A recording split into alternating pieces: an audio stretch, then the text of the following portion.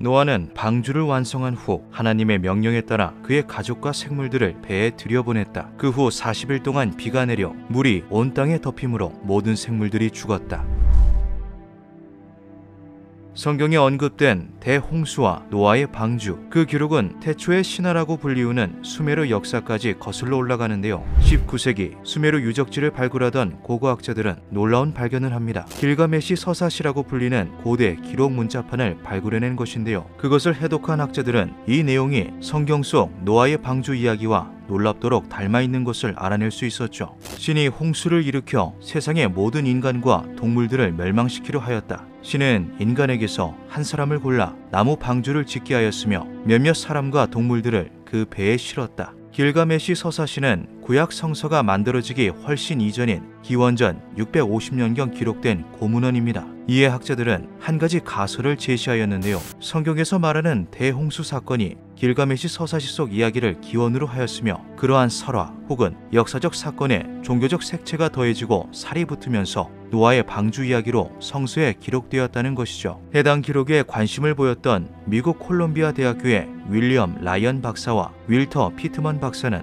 이것을 좀 더 과학적으로 파헤쳐보고자 연구를 시작했습니다. 그들은 노아의 방주를 잇게 한 대홍수 사건에 주목하였는데요. 라이언 박사는 대홍수가 발생한 곳으로 흑해를 꼽았죠. 흑해는 유럽과 서아시아 사이에 있는 바다로 보스포루스 해협을 통해 지중해와 연결되어 있습니다. 라이언 박사는 이 보스포루스 해협이 1만 년 전에는 존재하지 않았을 거라고 주장했는데요. 오래전 담수호였던 흑해는 지형적으로 상당히 건조한 탓에 긴 세월 동안 그 수위가 많이 낮아졌을 것으로 예측된다고 합니다. 그와 비슷한 시기 빙하기가 끝나가면서 다량의 빙하가 지중해로 녹아들었고 지중해의 수위는 오히려 높아지고 있었죠. 이로 인해 흑해와 지중해의 수위는 최대 몇백 미터 정도의 차이를 보였을 거라고 하는데요. 현재의 터키 지역 부근에 대규모 지진과 같은 자연재해가 발생하면서 두 바다를 막고 있는 지형이 무너져 내렸고 지중해의 바닷물이 순식간에 흑해로 쏟아져 들어오면서 자연적 대격변을 겪은 것이죠. 라이언과 피트먼은 이로 인해 홍수가 발생했을 가능성이 굉장히 높으며 그 홍수는 고문원에 기록된 것처럼 장기간 동안 대량으로 쏟아져 내렸을 확률이 높다고도 말했습니다. 흑해가 담수호에서 바다로 바뀌었다는 증거는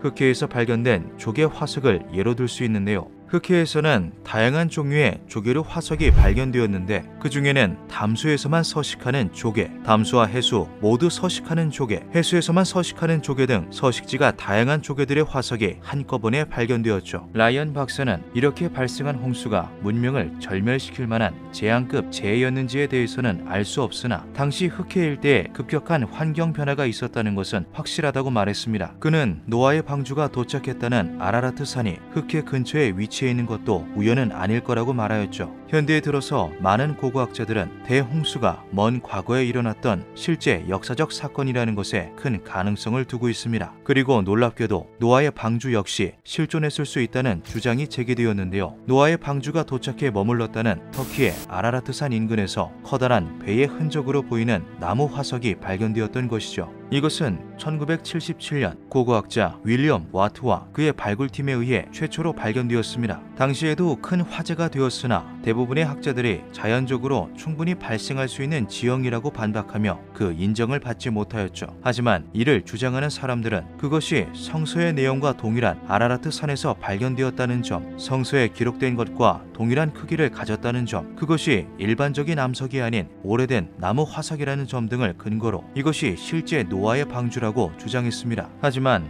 해당 나무 화석에 대한 조사는 제대로 이루어질 수 없었는데요. 아라라트 산은 해발 5,000m가 넘는 고산인데다가 세 나라의 국경에 위치한 산이기 때문에 정부의 허가 없이 등반하는 것이 불가능했기 때문이죠. 아라라트 산에서 노아의 방주를 목격했다는 기록은 놀랍게도 굉장히 오래전부터 존재했습니다. 아르메니아의 어떤 산꼭대기에 큰 배의 조각이 있다고 하는데 전승에 따르면 이것이 노아의 방주와 연관되어 있다고 한다. 사람들이 배에서 역청 조각을 떼어다가 화를 물리치는 부적으로 사용하고는 했다. 아라라트산 정상에서 거대하고 검은 물체를 보았다. 노아의 방주가 눈 덮인 아라라트산 정상에서 쉬고 있다. 아르메니아의 한 성당에서 노아의 방주나무로 만들었다는 십자가를 보았다. 1840년 아라라트산 지역에 강한 지진이 발생하여 성당이 파괴되었으며 방주 역시 파괴되어 그 모습을 상당 부분 소실하였다. 제일 마지막으로 목격되었다고 전해지는 것은 1916년 러시아 비행사 로스코비카 중의 목격담이었는데요. 아라라트산 인근 상공을 비행하던 중 마치 배로 보이는 형상을 발견한 그는 이를 상부에 보고하였고 이 소식은 니콜라스 황제에게까지 전달됩니다. 다음 해인 1917년 황제는 2개 중대를 파견하여 실제로 방주를 발견, 그것의 사진을 찍고 크기를 측량하여 기록으로 남겼다고 하는데요. 이후 발생한 공산당 혁명으로 인해 자료는 소실되고 말았다 하죠. 시간이 흘러 황제의 딸이었던 아나스타샤는 이 사진과 보고서를 실제로 보았다고 증언하기도 하였습니다. 최근엔 2021년 10월 6일 이스탄불 대학의 응용지구 물리학과 앤드류 존스 박사는 최첨단 3D 스캔 기술을 사용하여 아라라트 산의 노아의 방주를 조사해 보았습니다. 그 결과 해당 나무 화석의 표면 아래에 평행선과 직각 형태의 지형이 존재한다는 것을 밝혀냈는데요. 이것은 절대 자연적으로 형성될 수 있는 지질학적 특징이 아니다.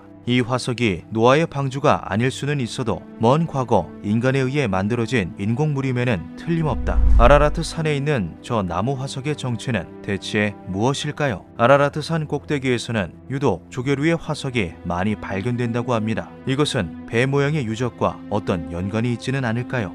기묘한 밤이었습니다.